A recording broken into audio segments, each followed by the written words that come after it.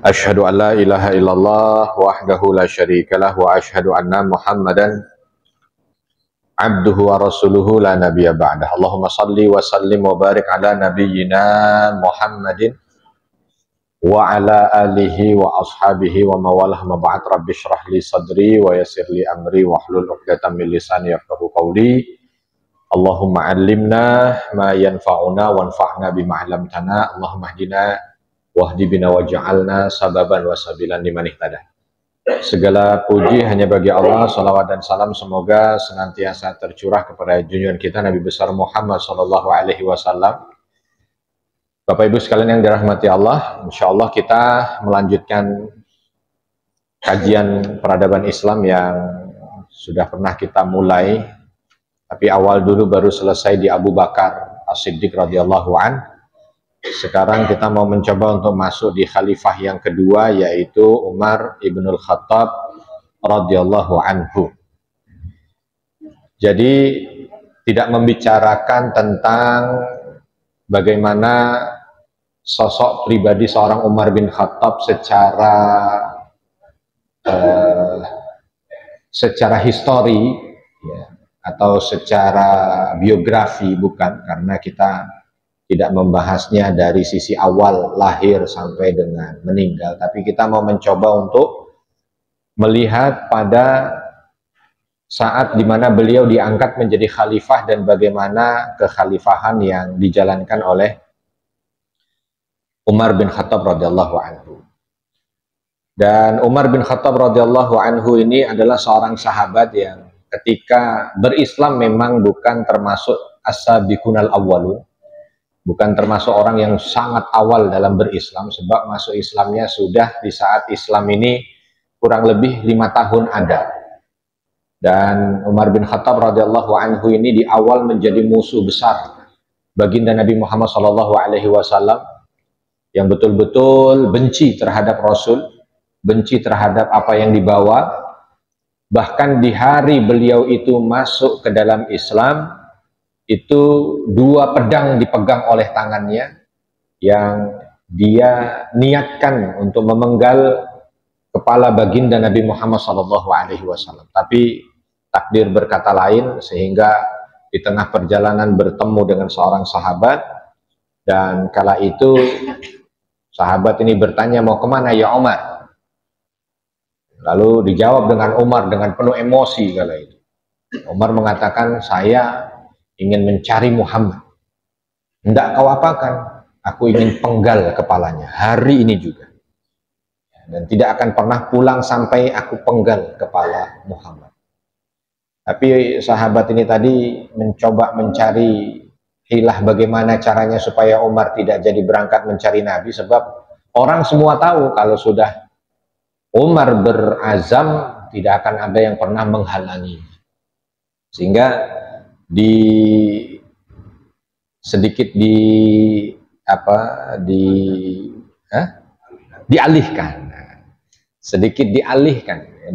kemana?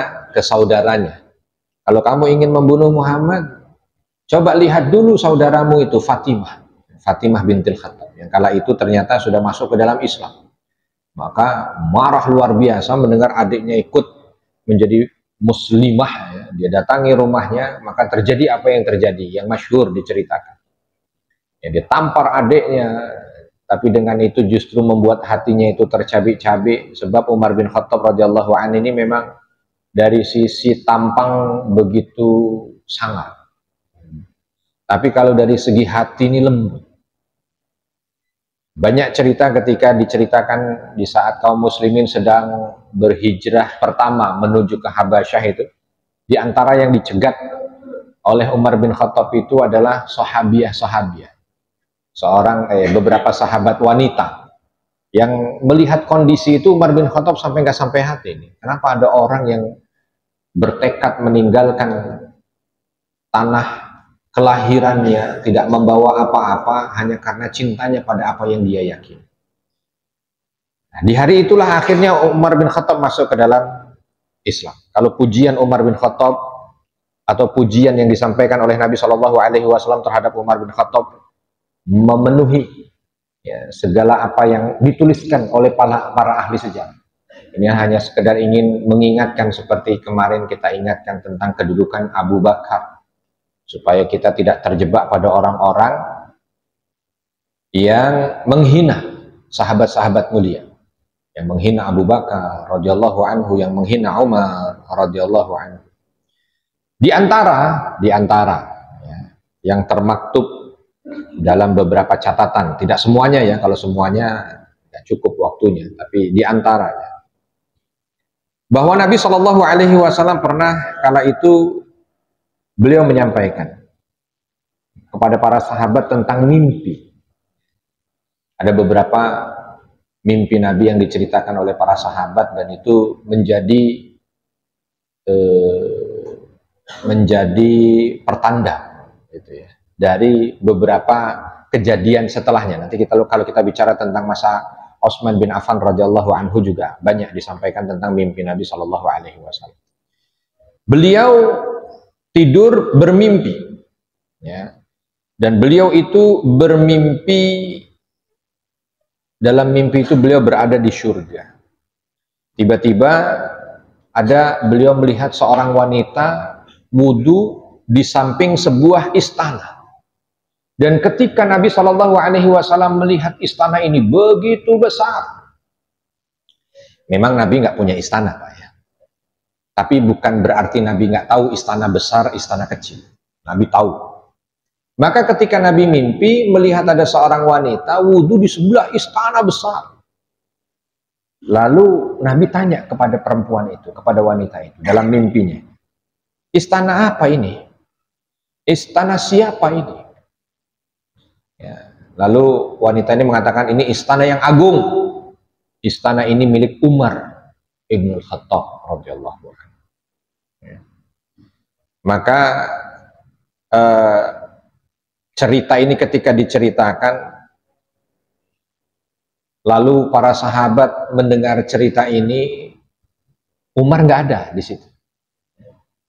Jadi bukan Nabi ingin menceritakan sesuatu yang hanya sekedar memuji orang yang di hadapannya, enggak. Itu diceritakan secara natural, karena memang baru saja Nabi tadi malam bermimpinya tentang mimpi seperti itu. Maka disampaikan pada Umar. Umar mendengar itu nangis nggak berhenti. Ya, Umar mendengar itu nangis nggak berhenti. Tentu menangisnya bukan menangis sedih, menangis gembira. Tetapi ada yang luar biasa disampaikan oleh Umar bin Khattab kala mendengar kisah ini. Beliau menyampaikan begini, kalaukah aku diperkenankan untuk bertanya apakah benar yang didengar oleh Nabi Umar bin Khattab. Lalu para sahabatnya bertanya, 5, kenapa? Sebab kata Umar bin Khattab, aku pun sendiri tidak yakin. Maka ada kalimat yang masyhur itu kan, kalau seandainya ketika nanti berada di akhirat itu, Allah menyampaikan semua hambaku masuk ke dalam surga kecuali satu orang, maka aku yakin satu orang itu adalah aku. Ini sekelas Umar bin Khattab radhiyallahu anhu, yang amal ibadahnya nggak perlu diragukan, tapi ketika disampaikan tentang surga, bukan ragu karena putus asa terhadap rahmat Allah, tidak, tetapi melihat bagaimana besarnya anugerah yang Allah berikan dibanding dengan amal soleh. Yang ini kita kadang-kadang Masya Allah, baru selesai sholat zuhur berjamaah aja keluar, wah itu seolah sudah menjadi orang paling soleh sedunia. Ya. Perlu bagi kita untuk melihat apa yang ada ini. Lalu ada beberapa lagi ya, yang berkaitan dengan Umar bin Khattab radhiyallahu anhu. Enggak semuanya, tapi saya ambil beberapa saja.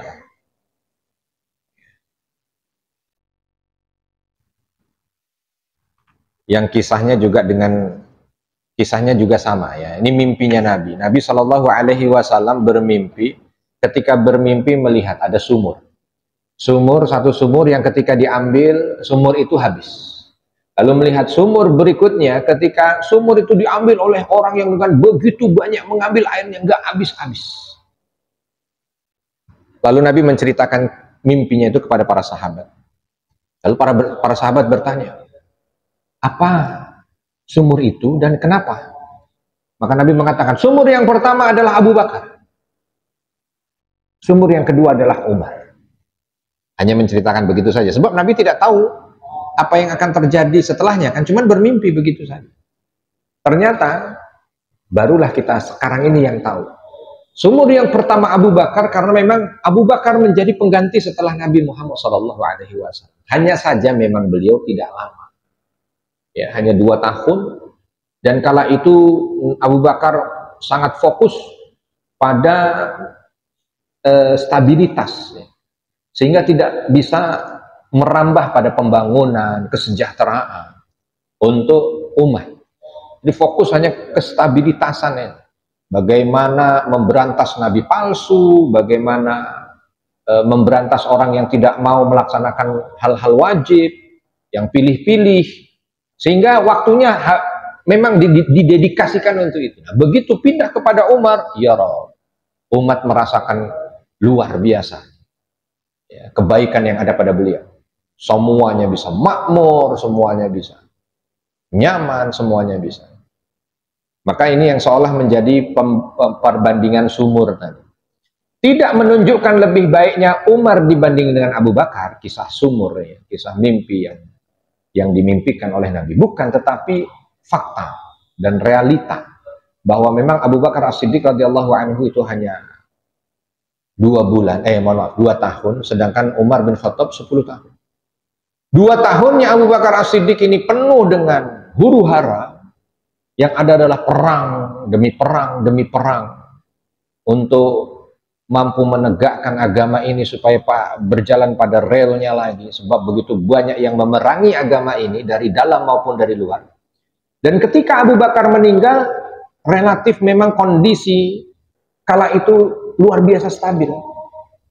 Jadi Umar bin Khattab radhiyallahu anhu menerima tampuk pimpinan dari Abu Bakar radhiyallahu anhu dalam kondisi negeri Islam kala itu memang sudah sangat stabil, sehingga tidak lagi berpikir bagaimana memerangi nabi palsu, tidak lagi berpikir bagaimana memerangi orang yang tidak mau menunaikan zakat, tidak mau sholat, tapi fokus pada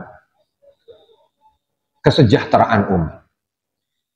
Lalu bagaimana pengangkatannya? Itu sekian 0,0 sekian persen, ya Bapak Ibu, ya. Jadi kalau kita mau bicara tentang pujian yang diberikan oleh Nabi, pujian yang banyak sekali, ya, itu sangat banyak sekali. Saya tidak bacakan saja, sebab kalau kita mau bicara tentang itu tidak cukup 2 atau 3 pertemuan. Tapi intinya Umar bin Khattab radhiyallahu anhu memang menjadi sahabat yang memiliki banyak keutamaan setelah Abu Bakar As-Siddiq radhiyallahu anhu.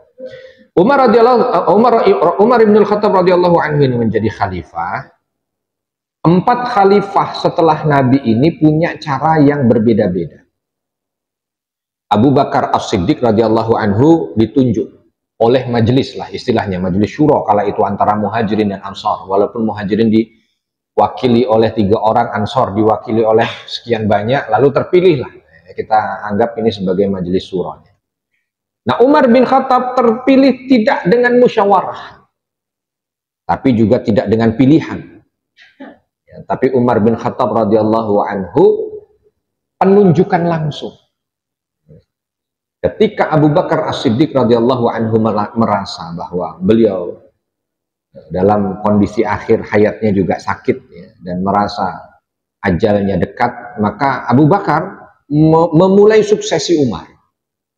Ya, memang tidak ditunjuk langsung mendadak begitu, tidak.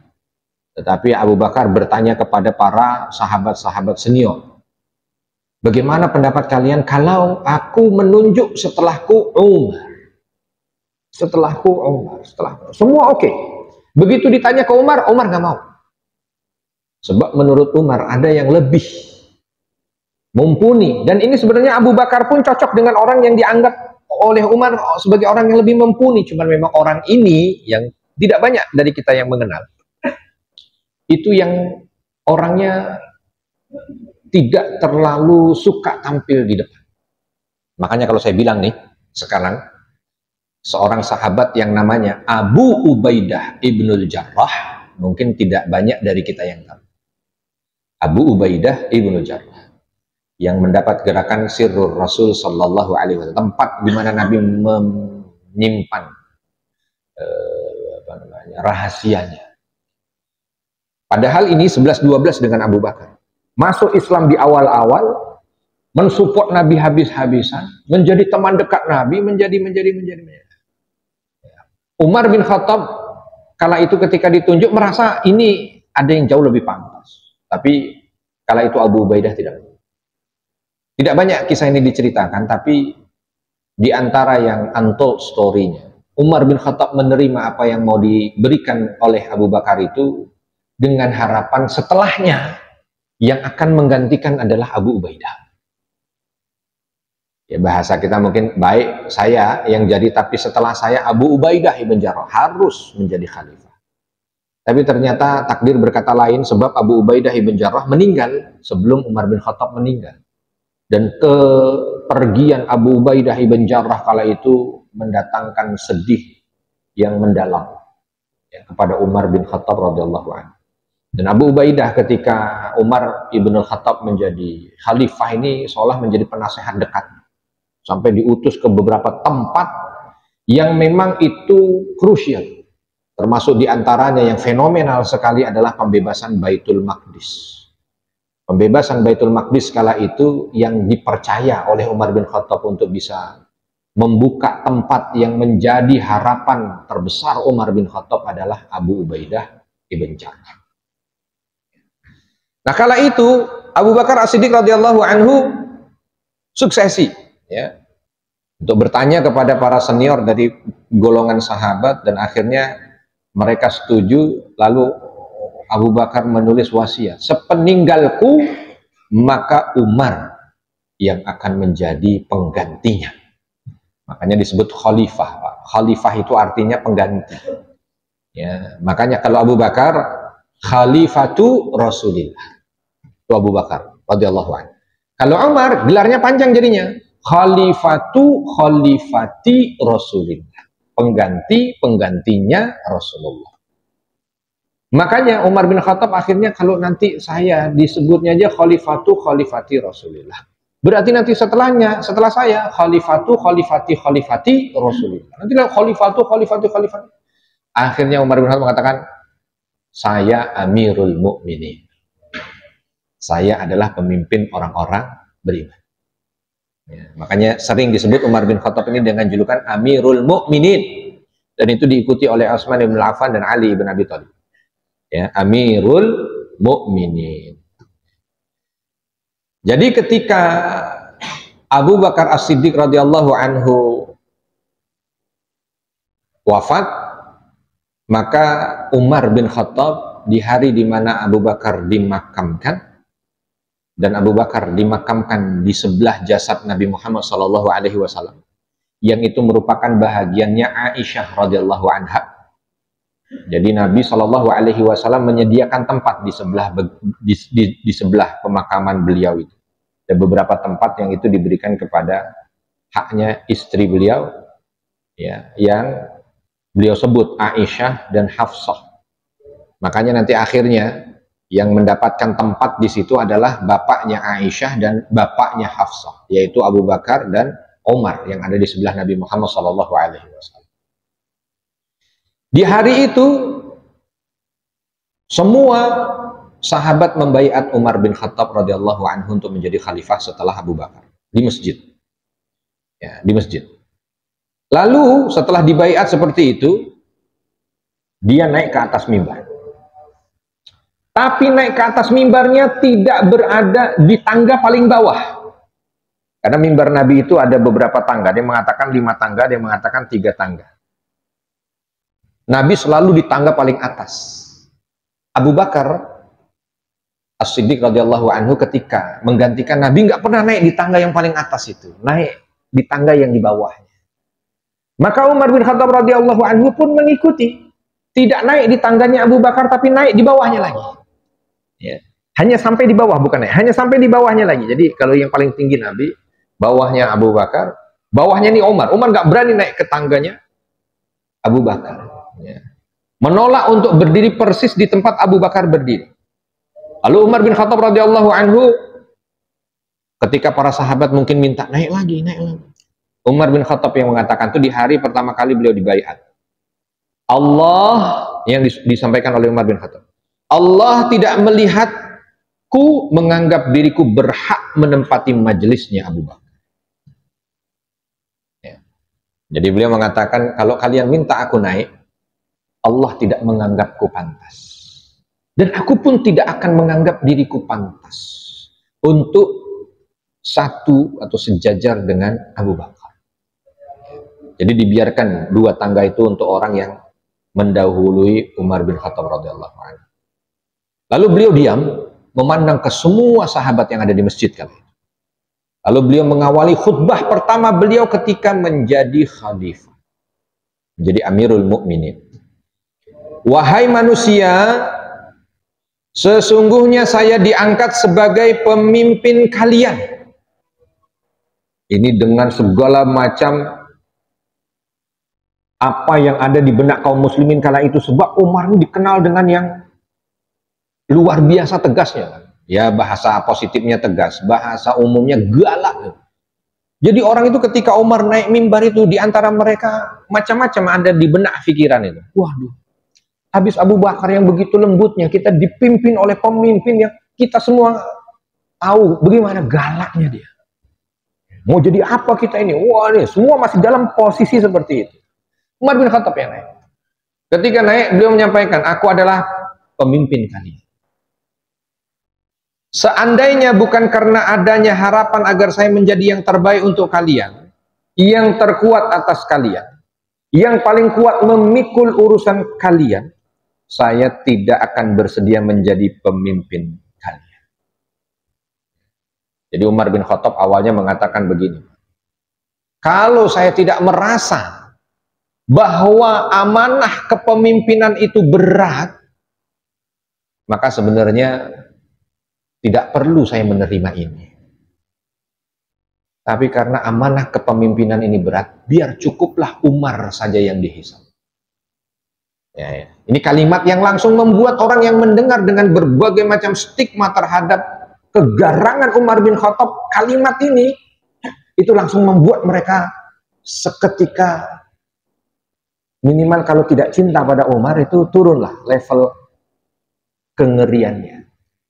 Kenapa? Sebab Umar nggak mengucapkan kalimatnya begitu. Kalau bukan karena beratnya amanah ini, dan bagaimana kalian nanti sanggup atau tidak untuk menerimanya, maka aku nggak mau menerima. Tapi karena ini berat, dan aku tahu bagaimana beratnya mempertanggungjawabkan ini di hadapan Allah, maka biar cukup Umar yang dihisab. Jadi seolah Umar menjadikan dirinya sebagai martir. Nah, gitu. Ini kepemimpinan begitu berat, amanahnya luar biasa. Tapi kalau memang ini bisa menyelamatkan kalian, biar saya yang tangguh. Makanya setelah ini Umar bin Khattab banyak sekali nangis, ya, dan lain sebagainya. Ya. Jika saya tahu bahwa ada orang lain yang lebih kuat memikulnya daripada saya, tentu kalau saya tetap maju, maka lebih baik dipenggal leher saya. Ya. Ini semuanya pidatonya politik, karena memang kondisinya kondisi politik. Yang pertama, Umar mengatakan majunya itu untuk meringankan beban kaum muslimin, daripada dihisab dengan hisab amanah kepemimpinan itu yang gak ringan. Lalu yang kedua, Umar memberikan jaminan, garansi. Kalau memang ternyata di antara kalian ada yang lebih mampu dari aku, dan aku tetap mau maju, mending penggal saja. Jadi artinya siap. Kalau memang nanti ada hal-hal yang tidak mendatangkan kebaikan untuk kaum muslimin, lebih baik penggal saya. Untuk menguatkan kalau ini pendapatnya Abu Bakar, kenapa Abu Bakar menunjuk Umar bin Khattab radhiyallahu anhu untuk menjadi pengganti setelahnya. Ya, untuk menunjuk Abu Bakar menjadi Umar bin Khattab menjadi pengganti Abu Bakar setelah. Lalu Umar melanjutkan, sesungguhnya Allah menguji kalian dengan diangkatnya saya sebagai pemimpin. Nah, itu kembali lagi tuh. Wah, ini ujian ini. Karena Umar mengatakan begitu, Allah menguji kalian dengan diangkatnya saya menjadi pemimpin, sebab kalian tahu bagaimana saya. Tetapi saya pun diuji dengan menjadi pemimpin kalian. Jadi sama-sama kita ini Ya, bukan cuman kalian yang diuji. Saya tahu di benak kalian banyak sekali yang berseliweran tuh, begini, begini, begini. Itu ujiannya. Saya menjadi pemimpin kalian itu ujian. Tetapi perlu tahu juga, saya pun sama berpikir. Kalian menjadi ujian buat saya. Jadi bukan hanya sekedar kalian yang merasa ini nanti was-was bagaimana. Saya pun diangkat ini pun was-was. Ya, kalau kalian was-was melihat saya bagaimana nanti saya mungkin bisa begini, bisa begitu dengan apa yang kalian kenal sebelum ini, tapi saya pun was-was ketika menjadi pemimpin dan orang-orang yang dipimpin adalah seperti kalian. Oleh sebab itu, marilah kita saling tolong-menolong. Di bahasanya luar biasa. Di saat orang pada was-was melihat Umar menjadi pemimpin, Umar juga was-was melihat model-model yang akan dipimpin.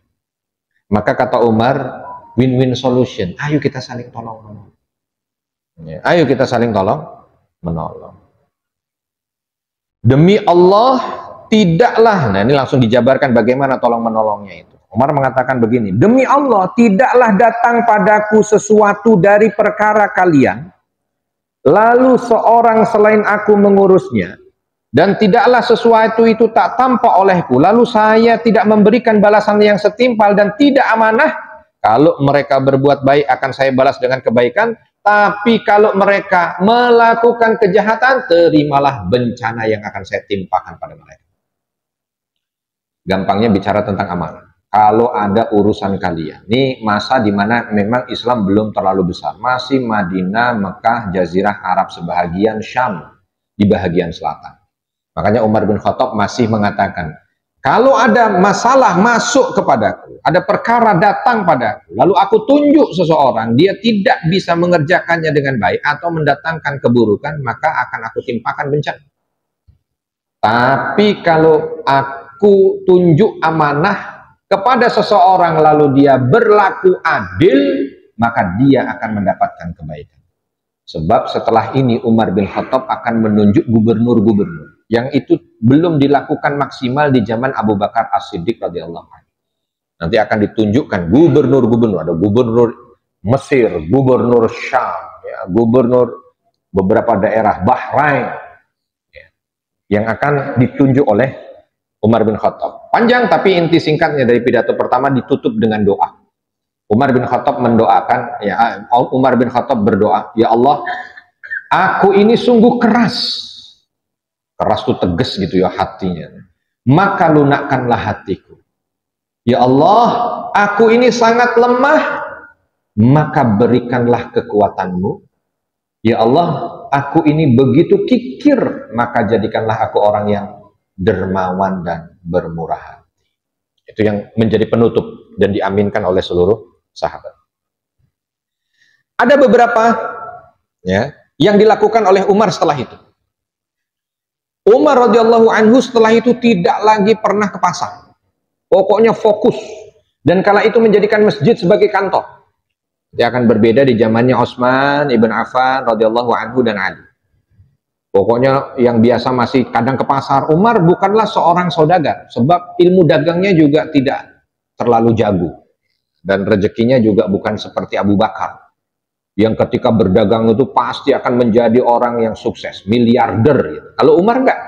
Makanya kita tidak pernah dengar Umar ini kok punya kekayaan yang melimpah gitu. Enggak. Sebab ilmu dagangnya standar. Beliau lebih jago kelahi, pendekar.